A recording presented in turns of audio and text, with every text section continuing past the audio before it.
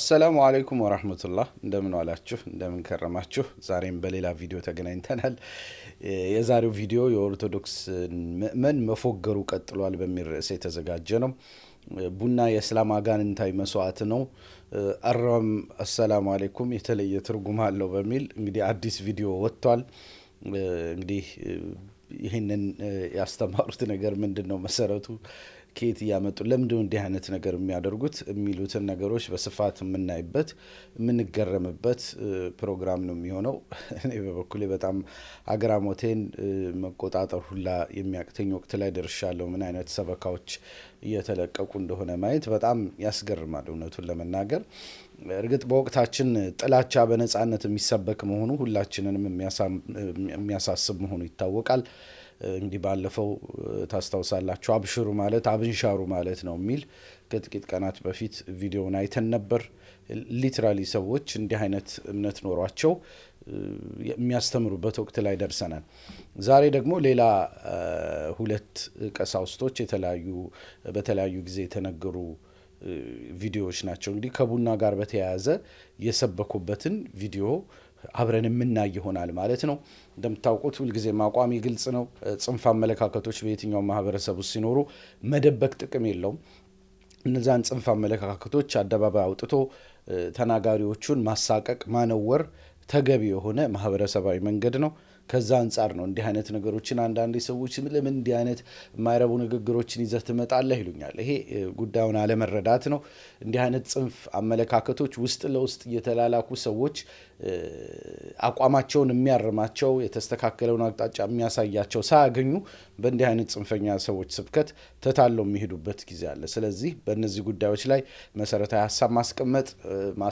ማነወር ጉዳዩን ማሳቀቅ አስፈላጊ የሆነ ሚዲያ ስራ መሆኑን መረዳት እንዳለብን አስባለሁ ከዛ አንፃር ነው በግላጭ እየወጡ መተቸት ያስፈልጋል ህጋዊም ሆነ አስተዳደራዊ እርምጃ እንዲወሰድ ጫና ማድረግ ያስፈልጋል እዚህ ላይ ግልጽ መሆን ይገባል እንግዲህ ሁለቱ አስተማሪዎች ምን ተናገሩ የሚለውን የተናገሩትን በየተራ እናያለን ሙሉውን ካየን በኋላ ሐሳባቸውን ሰመራይዝ አደርግላችኋለሁ ሰመራይዝ ካደረኩ በኋላ በዝርዝር ሐሳባቸውን እየመታን እናየዋለን ምን ያክል ሐሰት ላይ የተመሰረተ አስተምሮት እንደሆነ በተግባር እናያለን ከዛ በፊት ግን የንግድ ማስታወቂያ አለን ማስታወቂያውን ተከታትለን ድጋሚ መለስና ወደ ቪዲዮቹ የምንመለስ ይሆናል አብራችሁን ቆዩ እንኳን ደስ ያላችሁ በ8% ቅድመ ክፍያ ከ250 ሺህ ብር ጀምሮ በታላቅ ቅናሽ አዲሱ የዲያስፖራ ብሎክ ለሽያጭ ቀረበ በለቡ መብራት በሚገነባው ሰፊ መንደር የመኖሪያ ቤቶች ከስቱዲዮ እስከ 4 መኝታ እንዲሁም የንግድ ሱቆች በተለያየ ካሬ አማራጭ በመሸጥ ላይ ይገኛሉ ቤቶቹ ምቹ እንዲሁም የሸሪያን ህግ ተከትለው ዲዛይን የተደረጉ መሆናቸው ተወዳጅ አድርጋቸዋል በአሉሚኒየም ፎርምወርክ የሚገነቡት ህንጻዎቻችን በተያዘላቸው ጊዜ ልቅም ጥንቅቅ ተደርገው ለማለቃቸው ቅንጣት አያጠራጥሩም ቀድመው ለሚመዘገቡ 30 ሰዎች ዳጎስ ያለ ቅናሽ ተዘጋጅቷል ባሉን ውስን ቦታዎች አሁኑኑ ይመዝገቡ በልዩ ልዩ ምክንያቶች ሁለተኛው ክፍያ መክፈል ባይችሉ በማንኛውም ሰዓትና ጊዜ ትርፋማ ሆነው ቤቶን የሚሸጡበት እድል ተመቻችቷል ምን ይሄ ብቻ ቤቶን እየኖሩበት ይከፍሉ ዘንድ ከወለድ ነፃ በረጅም ጊዜ የሚከፈል 60% የባንክ ብድር ተመቻችቷል በአንድ ወለል 5 ሊፍቶች የልጆች መጫወቻዎች የመዋኛ ገንዳ ቻርጅ ስቴሽን ላይብረሪ የመሰብሰቢያ አዳራሽ ከግዙፍ ሞል ጋር በቂ የመኪና ፓርኪንግን ጨምሮ የተለያዩ የእምነት ተቋማትና የመዝናኛ ቦታዎች ይገኛሉ ዲኤምሲ ሪል ስቴት ደስታ እዚህ ይጀምራል እሺ ጥሩ በድጋሚ ተመልሰናል እንግዲህ ዲኤምሲ ሪል ስቴትን አይታችኋል ማስታወቂያውን ጥሩ የቤት አማራጮች አሉት 0955 94 97 97 ስልካቸው ነው በዛ ደውላችሁ አገልግሎቱ ሙሉ መረጃ ማግኘት ትችላላችሁ እኔ እንደላኳችሁ ብትናገሩ ደግሞ የተሻለ ይሆናል ላይክ ሼር ማድረግ እንደተለመደው ሁላ እንዳትረሱ ለማስታወስ ወዳለው ቀጥታ ቪዲዮዎቹን እንሂድና እስቲ ጉዳቸውን እንመልከትና ተመልሰን መጣለን ቡና ለመጠጣት አልመለስም ያለው ከቤተ ክርስቲያን ይከላ ሀጥምቀቱ ይገፈፍ ገሃነም ይረፍ የድንግሪያስ ሲሞትም 40 ክንድ አርቀው ይቅበሩት ደወል ሲደወል ከማይሰማበት የቤተ ክርስቲያን መዓዛ ከማይደርስበት ይጣሉት አልተወለደም ባዮች ጥሙቃን ያለዚች መስዋዕት የላቸውም ይችን አዘጋጅተው ምን ይላሉ قرام سلام عليكم لترجمنك يتكبركው ዳቢሎስ መሐመድን ገንጥለህ ለእኛ የሰጠህን 13 ሴት አግብቶ ግመሏንም እንዲያገባ የፈቀድክለት እኛንም በዚያ መንገድ እንድንሄድ ያካተትከን ቡናው ደምህ ጫቱ ስጋህ ይኸውልህ በዛሬው ዕለት መጥተህ ተረከብልን የሚል ጸሎት ይህን ይመስላል። ምን ተኮን ከመሐመድ ፍቁርየ መሐመድ ወዳጄ ምን ሆንክ? ይህንን የሚጠጣ ሁሉ የኔ ነው አለ። በኋላ ስትጠጣ የመጀመሪያዋን ቀስ ብለህ ጠጣት። በዛን ጊዜ እኔ መጥቼ አንተን እጠጣለሁ፣ አንተ እሷን ትጠጣለህ።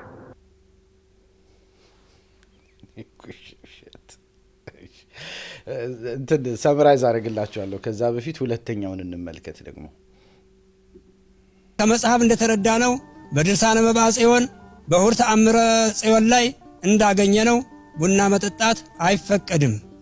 ይህንንም ሊቃውንት አባቶች ናቸው የጻፉት። ሊቃውንት አባቶች በጾም በቀኖና ሆነው ነው የሚጽፉት። እንደ ዛሬ አይደለም፣ እንዲሁ ቁጭ ብለው ባልጋ ተኝተው አይደለም። በጾም በጸሎት ጠይቀው በሱባኤ ጠይቀው ነው የሚጽፉት። ስለዚህ በዛ ተጽፎ እናገኘዋለን።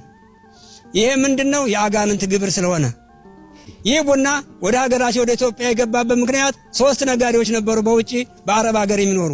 እነዛ 3 ነጋዴዎች አንዱ ቡኑ፣ አንዱ አቦል፣ አንዱ ረጃ፣ አንዱ ቶና ተብለው ይጠሩ ነበር። እነዛ ነጋዴዎች እችን ፍሬ ይዘዋት ወደ ሀገራችን ገቡ ወደ ኢትዮጵያ። አሁን ዛሬ 3 አይፈላም ክርስቲያኖች። አቦል፣ ቶና፣ ረጃ እየተባለ ይፈላል። በእነኛ ስም ነው የሚመለከው።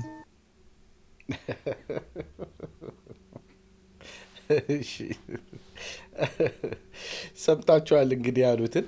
መጀመሪያ ሰመራይዝ ላርግላችሁ፣ ሁለቱም የተናገሩትን ሰመራይዝ ላርግላችሁ። የመጀመሪያው ምንድነው ያሉት? ቆይታለ ሰመራይዝ ያረኩበት አንድ ጊዜ ማስታወሻ ልመልከት።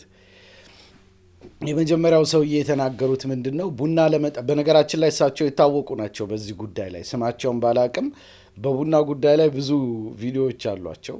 የተለያየ ቃለ መጠይቁላ እስከ መስጠት ደርሰዋል እና በዚህ በቡና ጉዳይ ላይ እንደ አውቶሪቲ የሚቆጠሩ ናቸው። እንግዲህ በዛ ቡና ያጋንንት ነው ብለው በሚያምኑት ሳይድ በኩል ማለት ነው። የሁሉም እምነት እንዳልሆነ እንግዲህ ለመረዳት ያደረኩት ጥረት ያሳያል። እና ቡና ለመጠጣት አልመለስ ያለ ሰው ይላሉ። ማለት ቡና መጠጣቱን አላቆም ላለ ሰው ብለው እርግማን ይሰነዝራሉ። አልተወለደም ባዮች ምን እንትኖች ነው የሚያነሱት? እርግማን ከቤተ ክርስቲያን ይወገድ ይከላ ብለዋል። ከጥምቀቱ ይገፈፍ ብለዋል። ገሃነም ይረፋሉ። ሲሞት 40 ክንድ ያርቁት አሉ። ከምን ደወል ሲደወል ከማይሰማበት የቤተ ክርስቲያን መዓዛ ከማይደርስበት ሩቅ ቦታ ቅበሩት እንጂ የክርስቲያን መቃብር ላይ ሊቀበር አይገባም ቡና የሚጠጣ ሰው ወይም ደግሞ ቡና መጠጣቱን አላቆም ያለ ሰው ብለው ይናገራሉ። አልተወለደም ባዮች ያለዚች መስዋዕትነት የላቸውም ይላሉ። አልተወለደም ባዮች ማለት አምላክ አልተወለደም የሚሉ ሙስሊሞች ማለት ነው። ሙስሊሞች ምን እንላለን? ቁል ሁወ አላሁ አሐድ አላሁ ሰመድ ለም የሊድ ወለም ይውለድ ወለም የኩን ለሁ ኩፉወን አሐድ እንሌላ አላህ አልተወለደም ብለን እናምናለን። እና ሙስሊሞች ያለዚች መስዋዕት የላቸውም ይላሉ። ዋና ለአምልኳቸው መስዋዕት አድርገው የሚያቀርቧት ቡና ነች ይላሉ። እስልምናን አስመልክተው ነው እንግዲህ የሚናገሩት። ይቺን ሲያዘጋጁ ምን ይላሉ አሉ? ቡና ሲያፈሉ ሙስሊሞች ምን እያሉ ነው የሚያፈሉት አሉ? አሯም ሰላም አለይኩም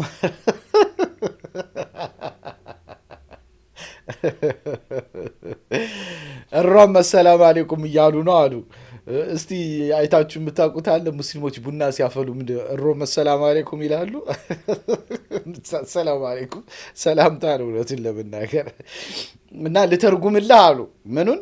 እሮም ሰላም አለይኩም የምትለውን 2 ቃል አረፍተ ነገር ልተርጉምልህ አሉና የሀገር ትርጉም አስቀመጡ። ምን አሉ? የተከበርከው ዲያብሎስ ሆይ አሉ። የተከበርከው ዲያብሎስ ሆይ ምን ውስጥ ነው? እዛቸው እሮም ሰላም አለይኩም ሲተረጎም ማለት ነው። ሙሐመድን ገንጥለ ለኛ የሰጠህን አሉ። እንግዲህ ሙስሊሞችን እንዲህ የምንለው ማለት ነው። ቡና ስናፈላ እሮም ሰላም አለይኩም እንላለን። ትርጉሙ ሙሐመድን ገንጥለ ለኛ የሰጠህን 13 ሴት አግብቶ አሉ። ግመሏንም እንዲያገባ የፈቀድክለት አሉ። እኛንም በዚያ መንገድ እንድንሄድ ያካተትከና አሉ። ቡናው ደምህ ጫቱ ስጋህ ነው። ይኸውልህ በዛሬው ዕለት መጥተህ ተረከብልን አሁን ይሄ ሁላ ትርጉም እሮም ሰላም አለይኩም የምትለው ቃል ናት። እሮም የሚባል አረብኛ ቃልም የለውም። እውነቱን ለመናገር ምዕመናቸውን እንዴት እያሉ እንደሚቀልዱበት ተመልከቱ። መንጠቁን ከመሐመድ ፍቁር ይላሉ። ይሄኛው እንግዲህ ግዕዝ ይመስላል። እውነቱን ለመናገር እሳቸው እንግዲህ አረብኛ እያስመሰሉ ነው የሚያወሩት፣ የእስልምና ቋንቋ አስመስለው። ጉድ! እንደው አንዳንድ ጊዜ ምንድን ነው እኒህ ሰዎች ሰክረው ነው የሚያወሩት ያስብላል። መሐመድ ወዳጅ ምን ሆንክ ማለት ነው አሉ። ምን ማለት? መንጠቆን ከመሐመድ ፍቁር ማለት መሐመድ ወዳጅ ምን ሆንክ ማለት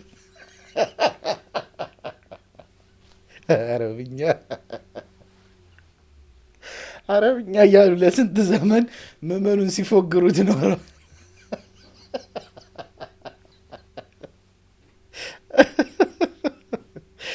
እሺ ከዛ ምን አሉ? ቡና የሚጠጣ ሁሉ ከኔ ነው። እንግዲህ ይቺ ትርጉም መንጠቁን ከመሐመድ ፍቁር የምትለው ትርጉም ማለት ነው። ቡና የሚጠጣ ሁሉ ከኔ ነው። ስትጠጣ የመጀመሪያዋን ቀስ ብለህ ጠጣት አሉ። በዚያ ጊዜ እኔ መጥቻ አንተን እጠጣለሁ አሉ እና አንተ ደግሞ እሷን ትጠጣለህ አሉ። በጣም ስፒሪቹዋላይዝ ሲያደርጉት ማለት ነው።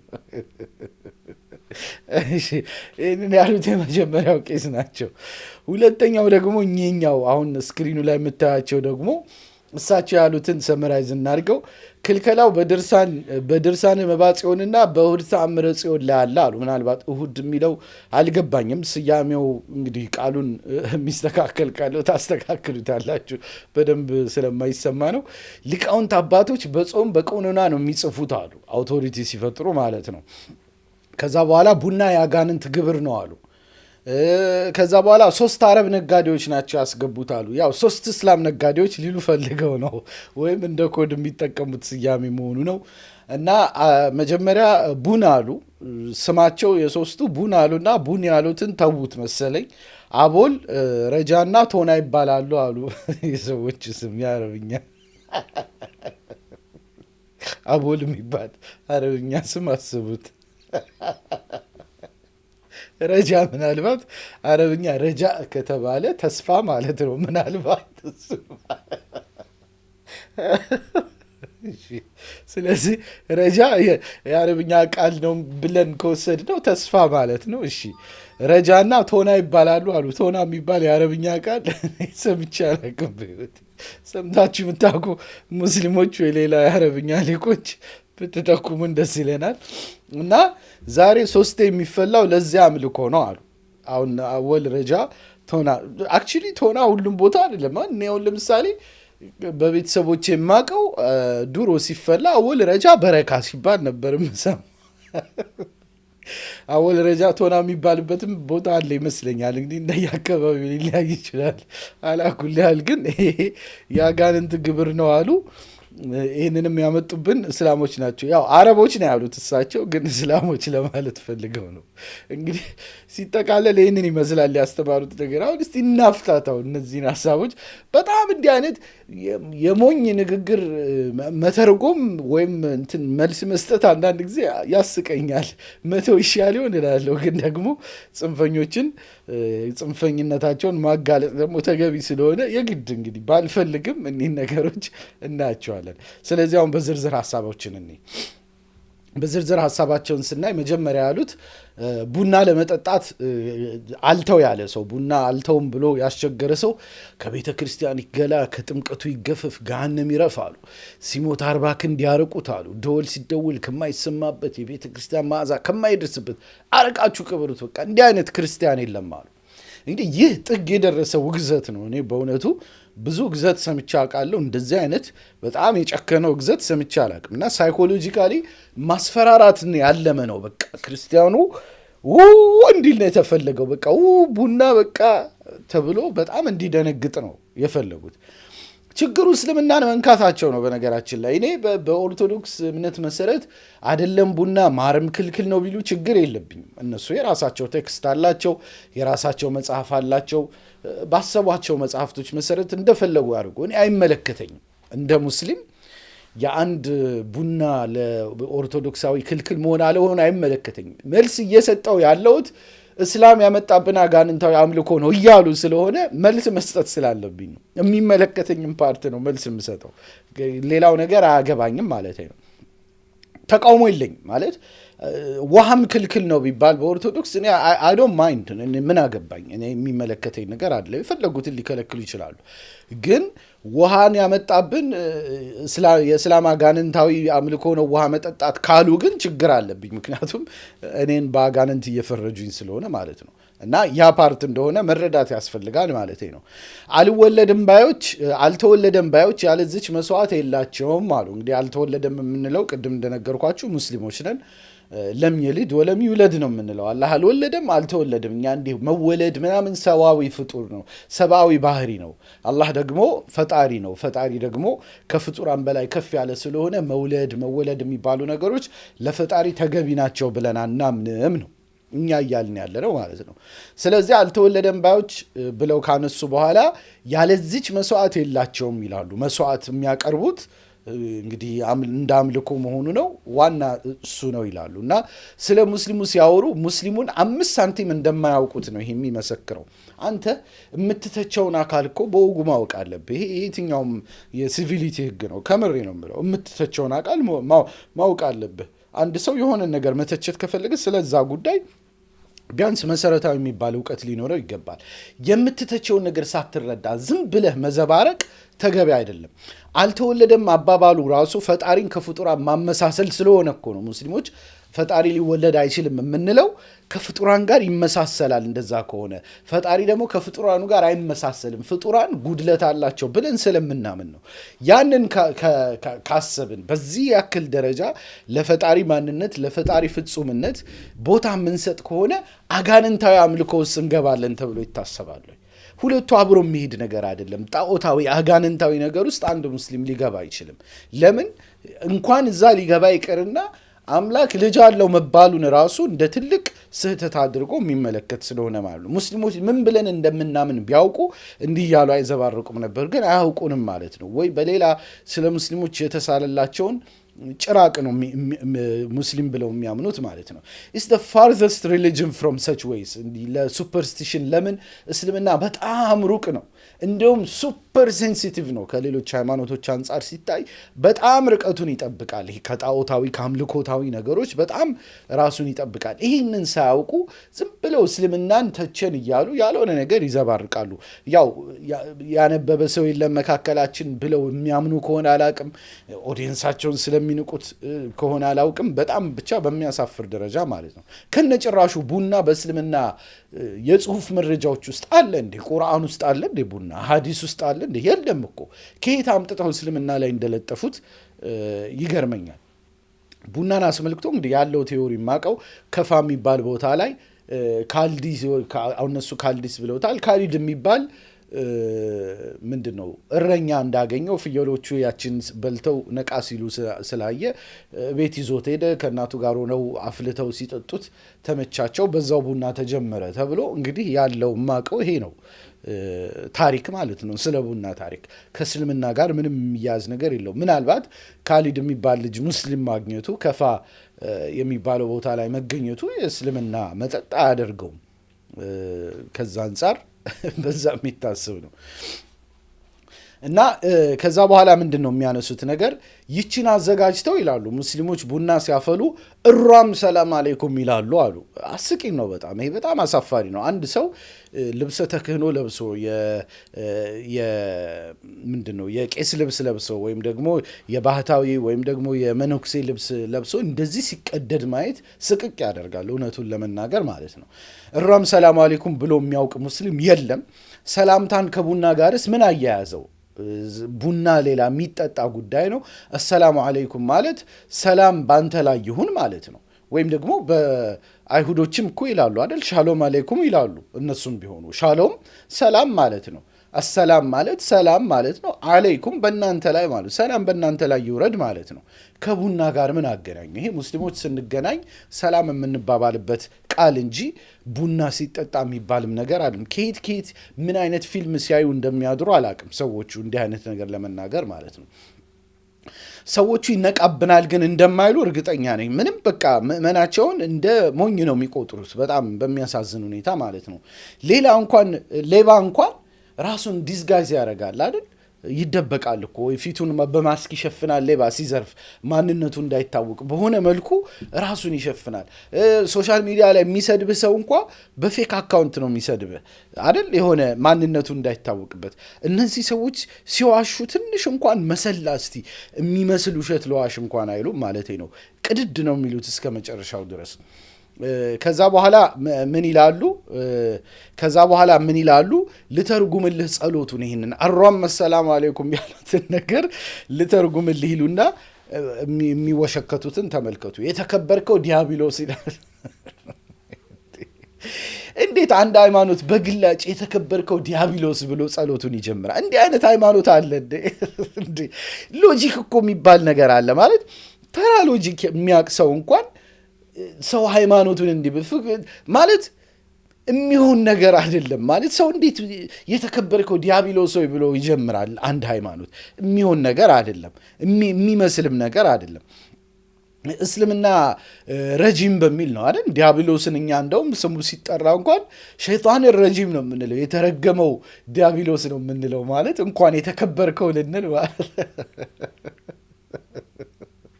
ደግሞ እኮ ተቃራኒ መሆኑ እኮ የሚያመጡት ነገር ገራሚ ሰዎች ናቸው። ትላንት እንዳልኳችሁ ነው የውሸት ዋንጫ ቢዘጋጅ እኔ እርግጠኛ ነኝ እነዚህ ሙስሊም ጠል ግለሰቦች ዋንጫውን ይበሉታል። በጣም የሚገራርሙ ውሸቶችን ነው የሚወሹት፣ ዋንጫ ይበሉ ውሸቶችን። ሙሐመድን ገንጥለህ ለእኛ የሰጠህን አሉ። እዛችሁ አሮመ ሰላም አለይኩም ውስጥ ነው እንግዲህ የዓለም 2 ቢሊዮን ህዝብ ቀጥታ ለዲያብሎስ ነው ምስጋና የሚያቀርበው እያሉ ነው። ዲያብሎስ ብሎ ሰው እኮ ተሸውደው ነው እንኳን እኮ ይላል። ትንሽ ሎጂክ የሚያክሰው ማለት ነው። ከዛ ውጭ ደግሞ እንዲህ አይነት ነገሮችን ማመናቸው ማህበራዊ ህይወት ላይ ምን አንድምታ እንዳለው አይረዱም ወይ? አሁን ዲያብሎስን ያመልካል ሙስሊሙ ብሎ ያመነ አንድ ኦርቶዶክሳዊ ጎረቤቱን እኮ ላምን እኮ ነው፣ ነገ አንድ ገበታ ላይ ላይቀመጥ ነው።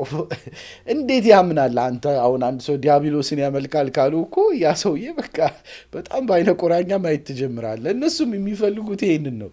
ኦርቶዶክሳዊው ሙስሊም ወንድም እህቶቹን እንደ ጨራቅ አድርጎ እንዲያይ የሆነ ዲያብሎስ ምናምን ጥንቆላ የሚሰራባቸው ምናምን እንዲመስላቸው ነው የሚፈልጉት። እኔ ምን አይነት የምቀኝነት በሽታ እንደሆነ አላቅም። እኔ እንደውም ሰውን ማጣላት፣ ጎረቤትን ማቃቃር ነው የሰይጣን ስራ። እውነቱን ለመናገር እኔ ምን እየነካቸው እንዲህ አይነት ጽንፍ ሰበካ ውስጥ እንደሚገቡ አይገባኝም። 13 ሴት አግብቶ አሉ። እንግዲህ ከአንድ በላይ ማግባትን እንደ ነውር መቁጠራቸው ነው። እንግዲህ እሳቸው ነቢዩ መሐመድ ከአንድ በላይ አግብተዋል፣ 13 ሚስት አግብተዋል። ስለዚህ ትልቅ ነውር እያሉ እንደ ነውር መቁጠራቸው ነው። መጽሐፍ ቅዱስን ያነበቡትም አይመስለኝም። መጽሐፍ ቅዱስ ጀግኖችና ነቢያት በሙሉ ሁሉም ከአንድ በላይ ሚስት የነበራቸው ናቸው። እንደውም 300 ሚስት የነበራቸው አሉ። ከዛ በላይ ብዙ ሚስት የነበራቸው እንደው በጣም ቅዱስ የሚባለው አብርሃም እንኳን 2 ሚስት ነበረው አይደል? እና አንዳንድ ጊዜ እንደ ነውር የሚቆጥሩት ነገር ራሱ ይገርመኛል። ልክ እስልምና ያመጣው አዲስ ነገር እስኪመስል ድረስ ማለት ነው። ከአንድ በላይ ማግባት እስልምና ያመጣው ስርዓት አይደለም። እንደውም እስልምና ገደብ ነው ያበጀለት። እውነቱን ለመናገር ከ4 በላይ አይቻልም አለ እንጂ እንደ መጽሐፍ ቅዱስ እንደ ኦሪት ቢሆን ከነጭራሹ 300ም 400ም ከዛ በላይም ክልክል እንዳልሆነ ይታወቃል። አላኩል ያህል ይሄ አይመለከተኝም። ይሄ ፓርት ያው እስልምና ብለው ስላነሱ ነው ያነሳሁት። ግመሏንም እንዲያገባ ይፈቀደለት አሉ። በጣም ጸያፍ ንግግር ነው። ይሄ በህግ ሊያስጠይቅ ይገባል። በነገራችን ላይ መሐመድ ግመል አግብተዋል ብለው ነው የሚያምኑት ነቢዩ መሐመድን ሰለላሁ ዐለይሂ ወሰለም። እኛ እንደዛ የምናከብራቸውን የምንወዳቸውን ማለት ነው። ምንድን ነው ትርጉም ያለው ነገር እኮ አይደለም ማለት ስትተች ራሱ በወጉ ብትተች ምናል የሚገባ ማለት ለሰዎች ለአእምሮ መቀበል 2 ቢሊዮን ተከታዮች ያላቸውን አንድ ታላቅ ነቢይ ግመል አግብቷል ምንድን ነው ማለት just does not make sense እኮ። እንዴት ነው የሚያስቡት እነዚህ ሰዎች ትላለህ። አእምሮ ምን ያክል ቢቆሽሽ ነው ሰዎች እንዲህ አይነት ነገር የሚያነሱት? ስቅቅ ይላል እንዲህ አይነት ነገር ለማውራት ማለት ነው። በሌሎች ሃይማኖት ላይ እንዲህ አይነት ነገር እየፈጠሩ መጨመር ምን አይነት አመለካከት ነው? ምን አይነት ጥላቻ ነው እንደዚህ ሰዎችን የሚያጃጅላቸው? አንገሪቱ ላይ ህግ ቢኖር ይሄ ያስቀጣል። እውነቱን ለመናገር ከምራቸው እንዲማመናቸው ራሱ ይገርማል። ነቢዩ መሐመድን ተችተው 60 ሺህ መጽሐፍት የጻፉት ነጮች ኦሪየንታሊስቶች ይህንን ሳያውቁ ኖረው ነው ማለት ነው። ማለት ምንድን ነው ማለት ተሰምቶ የማይታወቅ ነገር እያመጡ እንዲህ መጃጃል፣ ምእመንህን ማጃጃል ምንድነው ጥቅሙ? አንድ የታላቅ ሃይማኖት መሪ እንዲህ አይነት ነገር አድርጎ እንዴት ተከታይ ሊያፈራ ይችላል? እስቲ አሁን አንድ ሰው አንተ አሁን ዛሬ አንድ ሰው ግመል አግብቻለሁ ቢልህ ያንን ሰው ልትከተለው ትችላለህ እንዴ? ይሄ ሰው አእምሮ ውስጥ እኮ የሚገባ ነገር አይደለም። እንዴት ነው ታዲያ 2 ቢሊዮን ሙስሊም ነብዩ መሐመድን እንዲህ ሊወድ የቻለው? እንደዚህ አይነት ነገር ካለ ማለት ይህንን መልስ መስጠት ራሱ ያሳፍራል። ግን ሰዎቹ ነውር አያውቁ። ፊታቸው ትንሽ እንኳን ሽምቅቅ አይልም ሲዋሹ።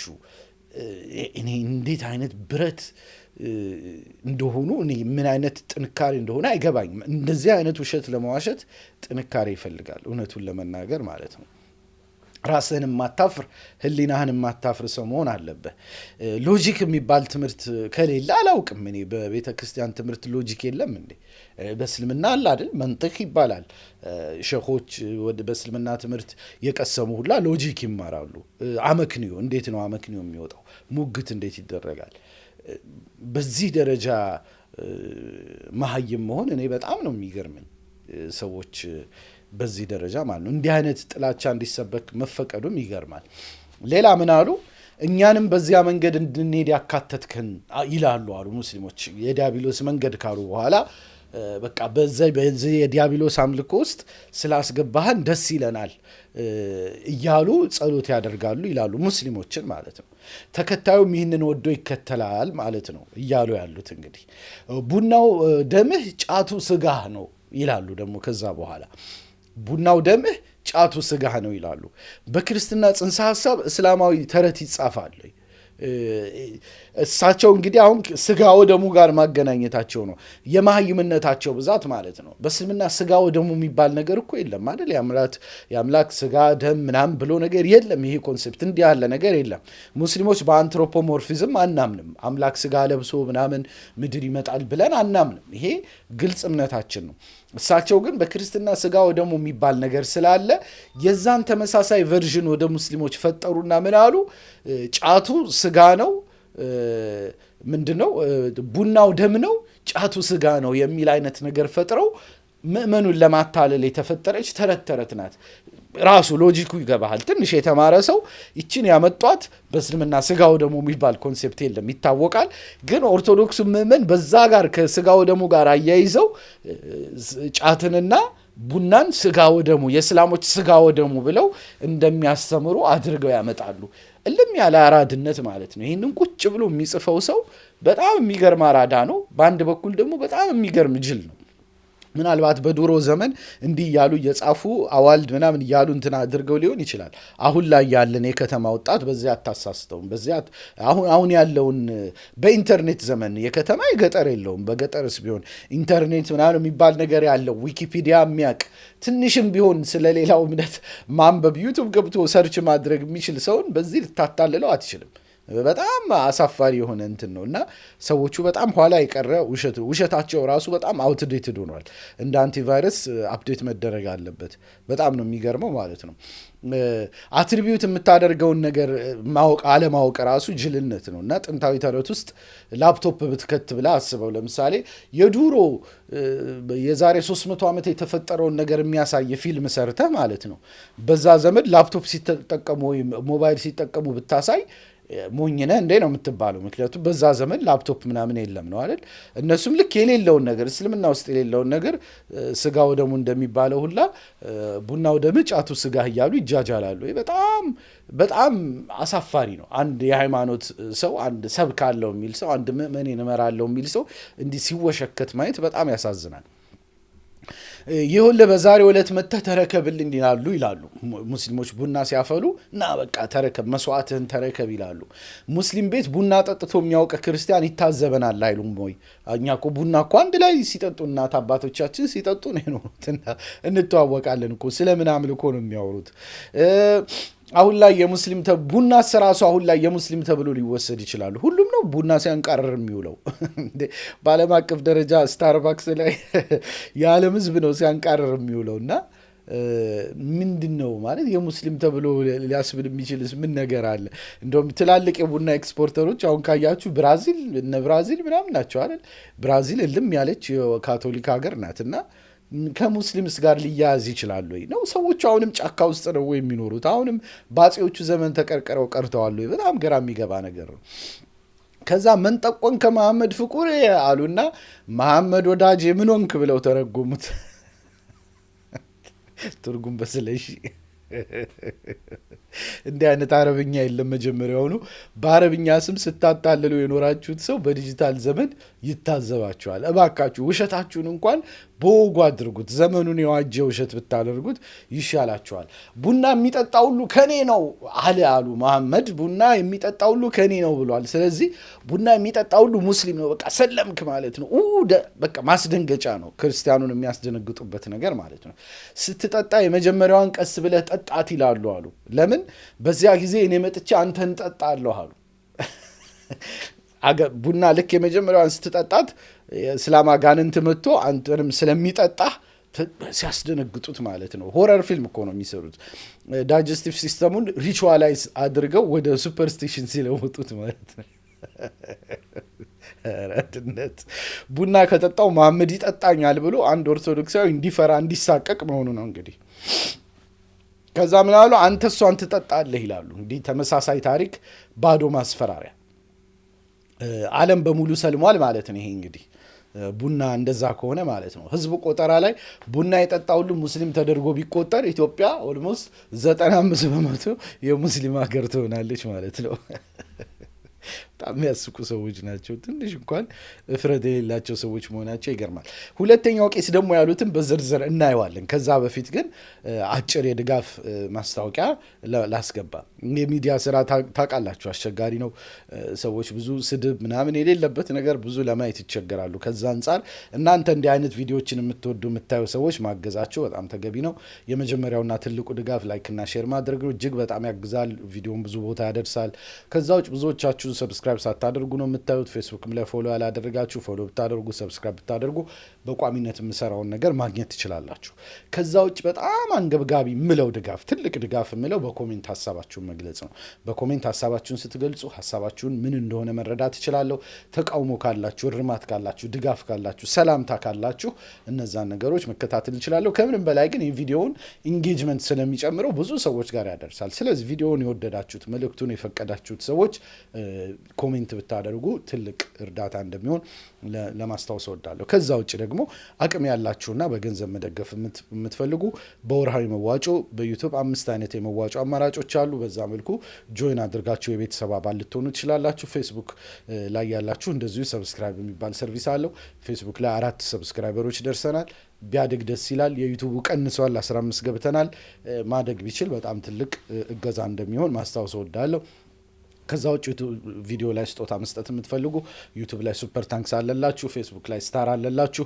ከዛ ውጭ ደግሞ አይ በቀጥታ ይሻላል የንግድ ባንክ ሂሳብ ይሻላል ካላችሁ ስክሪኑ ላይ ባለው የንግድ ባንክ ሂሳብ ቁጥር 105016892247 ብትልኩ እንግዲህ ለተክቢር ሚዲያ ማጠናከሪያ እንደሚውል ለማስታወቅ ወዳለሁ። ከዛ ውጭ በንግድ ማስታወቂያና በስፖንሰርሺፕ መደገፍ የምትፈልጉ ደግሞ ኢንቦክስ ብታደርጉልኝ ለማስተናገድ መሆኑን ለማስታወቅ ወዳለሁ።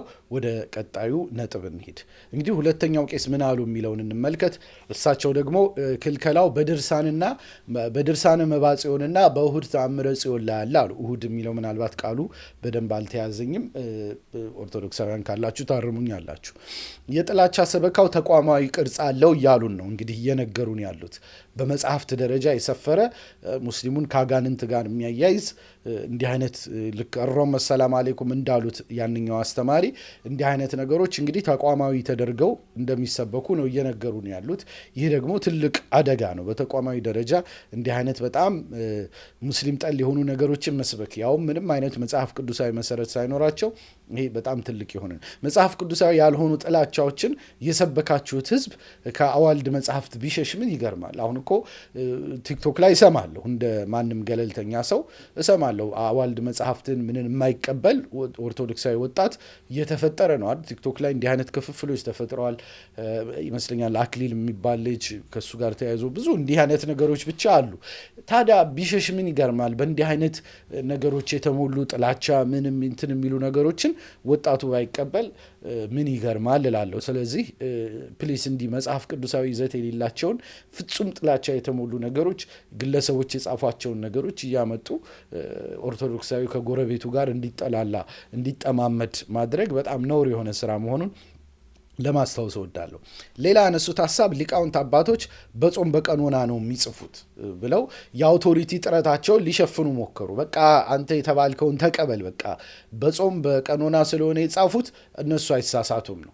ምክንያቱም ያውቁታል እንዲህ ቡና ያ ዲያብሎስ ነው ምናምን እያሉ ብዙ ሰው እንደማያምናቸው ያው የትኛውም ሙስሊም ጓደኛ ያለው ሰው እንዲህ አይነት ነገሮችን ሊያምን አይችልም። ስለዚህ ያንን የተአማኒነት እጥረታቸውን ለመሸፈን የአውቶሪቲ ጉዳይ አንስተው እንደዚህ ሊቃውንት ዝም ብለው አይጽፉም ምናምን እያሉ እንዲህ አይነት ነገሮችን ለመሸፋፈን ይሞክራሉ። የግለሰቦችን ጥላቻ ክርስቲያናዊ የማድረግ ጥረት ነው። ክርስቲያናዊ ባይሆንም ማለት ነው፣ መጽሐፍ ቅዱሳዊ ባይሆንም ማለት ነው። የተስፋ መቁረጥ ጣጣ ጥላቻን እንደሚፈጥር ሙስሊሙን በጣም ከመጥላታቸው የተነሳ እንዲህ አይነት አስቀያሚ ነገሮችን እየፈጠሩ ሙስሊሙን ሌላ ጣዖት አምላኪ አጋንንታዊ ክርስቲያኑን ላይ የሆነ ጥንቆላ ሲተበትብ የሚውል አስመስለው በማቅረብ ተስፋ መቁረጣቸውን ይሄ በረት የተራቆተ የሚል ተስፋ መቁረጥ ምን ያክል ጥላቻ እያስመረታቸው እንደሆነ ያሳውቃል። ወጣቱ ሸሸብን፣ ሰው ሸሸብን በሚል እንዲህ አይነት አጓጉል ነገር ምእመንን ይይዛለሁ በሚል እንዲህ አይነት ነገር መዋሸት ፌር ያልሆነ ነገር ነው። የስደተኛ ጥላቻን በነገራችን ላይ ተመሳሳይ ነገር ነው። በሌሎች ሀገራት ብታዩ እንዲህ አይነት የሐሰት እንትኖችን ሰዎችን ጥላቻውን ለመፍጠር የሐሰት ነገሮችን ይፈጥራሉ። ሰዎች በስደተኞች ስም እንደዚህ ሆነ፣ እንደዚህ ናቸው፣ እንደዚህ ናቸው፣ እንዲህ አይነት ነገር የጥላቻ አሰራሩ የታወቀ ነው በዓለም አቀፍ ደረጃም ቢሆን ማለት ነው። ከዛ ቡና የአጋንንት ግብር ነው አሉ። ከዛ ሙስሊሙን አጋንንታዊ የማስመሰል አካል ነው። ይሄ ቅድም እንደነገርኳችሁ 3 አረብ ነጋዴዎች ናቸው ያስገቡት በማለት ከእስልምና ጋር አያይዙት። አረብ ያሉት ትንሽ ሰውየው ዲፕሎማት ስለሆኑ ነው እንጂ ሙስሊም ለማለት ፈልገው ነው፣ ግልጽ ነው ለማለት የፈለጉት ማለት ነው። 3 እስላሞች ብለው እንዳስቀመጡት ነው ቆጥረው ሚስፎርቹንን ሁሉ በአረቡ ዓለም የማሳበብ በሽታችን ቅርቃር ከቶን እንደኖረ ሁላችንም እናውቃለን። ሁልጊዜ አረቦችን በቃ ኢትዮጵያ ላይ ያለው ችግር ሁላ ምንጭ አድርጎ የማየት በሽታ ለረጅም ጊዜ ኢትዮጵያን ከጎረቤቶቿ ጋር አራርቋት ኖሯል። ልክ ከታች ሙስሊሙና ሌላው ኢትዮጵያዊ እንዲራራቅ እንደሚፈልጉት ሁላ በሀገራትም ደረጃ ኢትዮጵያ ከሌሎች አረብ ሀገራት ጋር እንድትተባበር ሳይሆን እንድትራራቅ ሲሰሩ ኖረዋል። ይሄ ደግሞ እስከ ቅርብ ጊዜ ድረስ የውጭ ጉዳይ ፖሊሲያችንም ዋና አቅጣጫ የነበረ መሆኑ በጣም ያሳዝናል። ከዛ ቡን አሉ፣ አቦል፣ ረጃ እና ቶና ይባላሉ አሉ። መጀመሪያ ቡን የሚልም ስም ጠቅሰው ነበር፣ ሀሳባቸውን ለወጡ መሰለኝ። አቦል፣ ረጃ እና ቶና ይባላሉ አሉ። እንግዲህ በየአካባቢው የተለያየ ስም ነው ያለው። ምን ሊያደርጉት እንደሆነ አላቅም። ስታርባክስስ እንዴት ነው የሚሆነው የሚለው ነገር ያሳስባል፣ በዓለም አቀፍ ደረጃ ማለት ነው። ዛሬ 3 የሚፈላው ለዚህ አምልኮ ነው አሉ። የማይረባ ቅጥፈት ነው። ከእስልምና የበለጠ ባዕድ አምልኮን የሚያወግዝ የሚጠየፍ ሃይማኖት ካለ እኔ ልቀጣ። በጣም ስትሪክት ነው በዚህ በኩል እስልምና ማለት ነው። ከሌሎች ሃይማኖቶች አንጻር በጣም ስትሪክት የሆነ አቋም ነው ያለው እንዲህ አምልኮ ምናምን ነገሮች ላይ ማለት ነው። ሌላው ቀርቶ ኖርማል እንኳን እስላማዊ ተብለው የተቀመጡትን ነገሮች እንኳን ግለሰቦች መቀየር አይችሉም። ለምሳሌ ዙሁር ላይ ወይም ግማሽ ቀን እኩለ ቀን ላይ 4 ረክዓ እንሰግዳለን አይደል? ግዴታ የሆነው 4 ጊዜ እንሰግዳለን። አሁን እኔ ተነስቼ ዛሬ 5 ላርገው ግድ የለም ለአምላኬ የበለጠ ልገዛ ብዬ 5 ባደርገው ክልክል ነው በእስልምና አይቻልም። ሱፐር ሴንሲቲቭ ነው እስልምና አምልኮ ጉዳይ ላይ ማለት ነው። እነሱ እንደሚቀባጥሩት አይደለም እና በጣም ነውር የሆነ ነገር ነው የሚሰሩት። 2 ነጥቦች ቀሩኝ። ክርስትና በዚህ ምን ይጠቀማል ብዬ ልጠይቅ።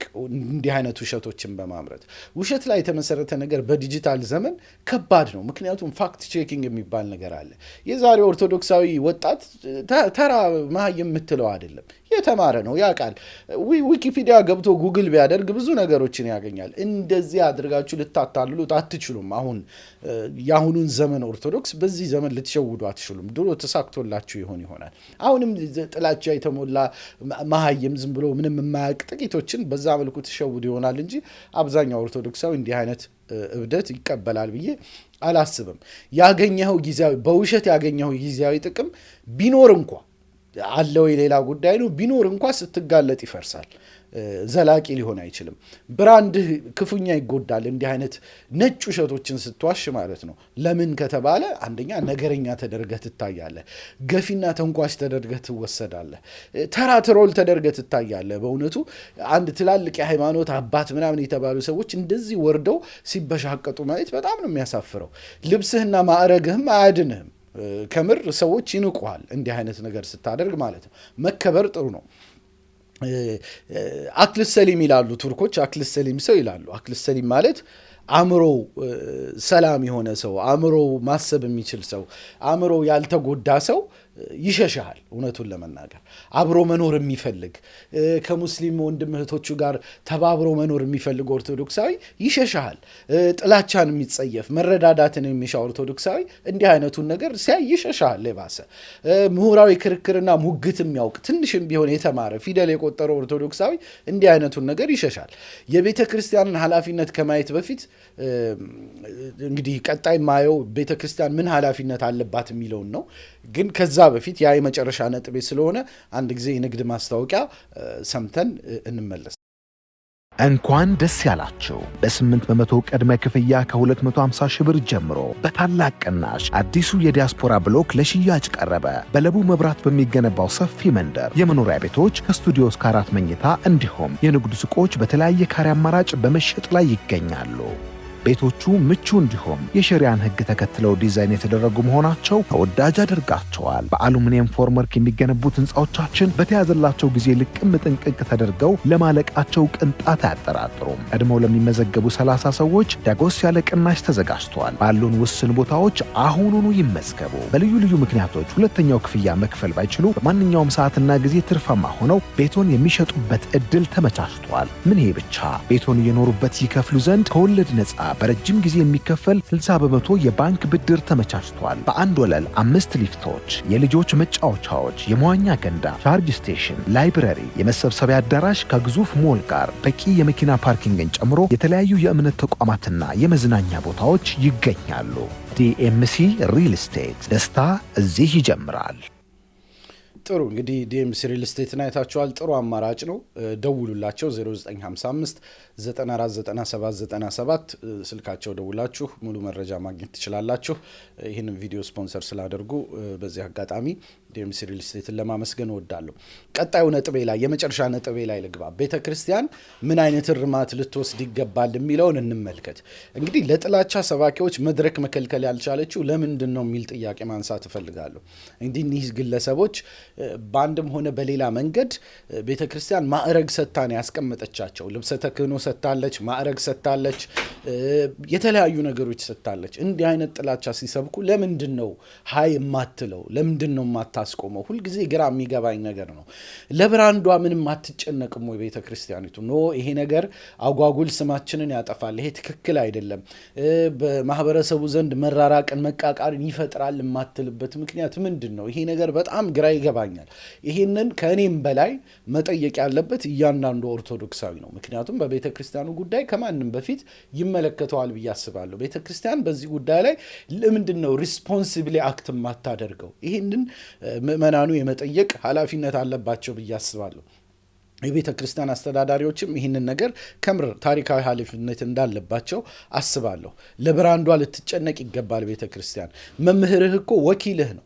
አንተ ያሰማራኸው ማዕረግ ሰጥተህ በየደጀ ሰላሙ በየአውደ ምሕረቱ እንዲሰብክ ያደረግከው አካል ያንተ ወኪልህ ነው፣ ህጋዊ ወኪልህ ነው።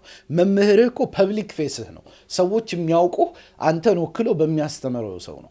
ቤተ ክርስቲያኑን ወክለናል የሚሉ እንዲህ አይነት ጽንፈኛ አመለካከት ያላቸው አባቶች እንዲህ አይነት ጥላቻ ሲተፉ፣ ውሸት ሲተፉ ለምንድን ነው ቤተ ክርስቲያን ሀይ የማትላቸው? ይሄ በጣም ያስጠይቃል። ከ1000 ዓመት በላይ ዕድሜ ያላት ትልቅ ተቋም ናት። ብዙ አስተዳደራዊ መዋቅር አላት። ቤተ ክህነቷ ጠንካራ ነው። የበጀት እጥረት የለባትም። ለምንድን ነው ቤተ ክርስቲያኒቱ እንዲህ አይነት ነገሮችን እረማት የማታደርገው? ይሄ በጣም ታሪካዊ የሆነ ኃላፊነቷን እየተወጣች እንዳልሆነ መናገርና መውቀስ እፈልጋለሁ።